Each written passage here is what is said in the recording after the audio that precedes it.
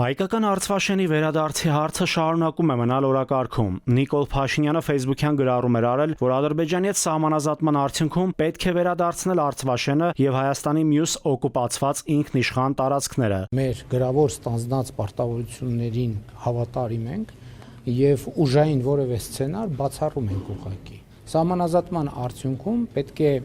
վերաարձանագրվի Ալմատի հռչակագրի հիման վրա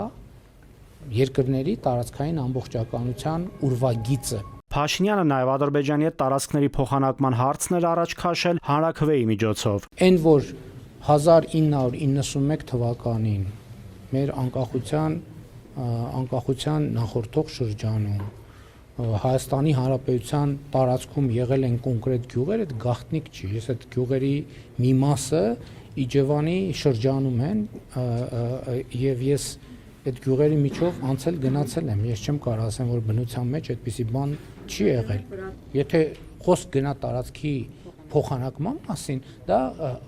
հստակ է, որ առանց Հայաստանի Հանրապետության քաղաքացիների դիրքորոշման դա հնարավոր չի անել։ Ընդ որում իրավաբանների գնահատականն է այս պահի դրությամբ։ Այսպես կոչված խաղաղության ֆոնին Ադրբեջանը շարունակում է զինվել, ավելացնել ռազմական բյուջեն։ Վերջերս Փաշինյանը ռազմական ռոբոտ էր տեղադրել իր Facebook-յան էջում, ինչը ակտիվ քննարկման առարկա դարձավ։ Փաշինյանը խոստացավ լրագրողներին ցույց տալ, թե վերջին տարիներին ինչ սպառազինություն եւ տեխնիկա է ձեռք բերել Հայաստանը։ Կետերից կարևորագույնը մեկն է նա, որ մեր ռազմավարությունները հիմա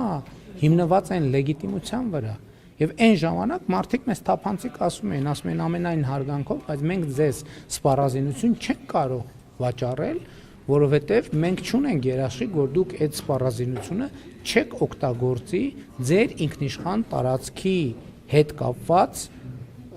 կարիքներից դուրս։ Եթե որևէ մեկը ստանձնի ցուցակ ձևավորի այն լրագրողների, ովքեր պատրաստ են նաև հետագայում որևէ կոնֆիդենցիալության կանոնները պահել,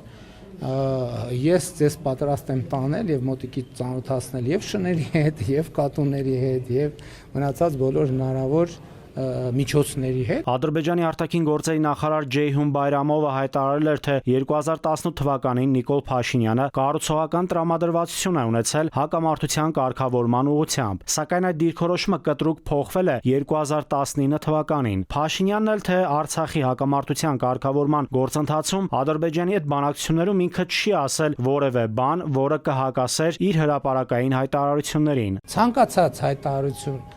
ստուգելու համար համատեք իմ հրապարակային դիրքորոշումների հետ։ Համընկնում է, չի համընկնում, ուրեմն սխալ է։ Փաշինյանը հայտնեց, որ բանակցային փաթեթը կհրապարակի տարեվերջին, երբ ԵԱՀԿ Միսկի խումբը դե յուրե լուծարված կլինի եւ հրապարակման արգելք այդ առումով ըստ Փաշինյանի չի լինի։